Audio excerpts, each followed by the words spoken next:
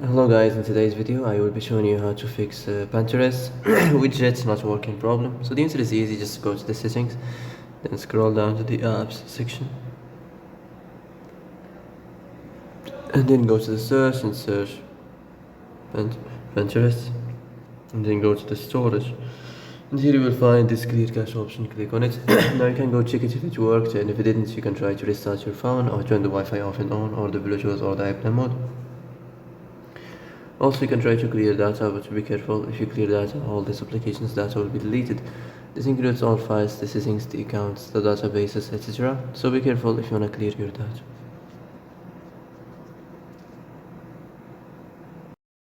And that's it for today's video. I hope this is the answer you've been looking for. If you like this video, don't forget to like and subscribe, and see you in the next video. Thanks for watching.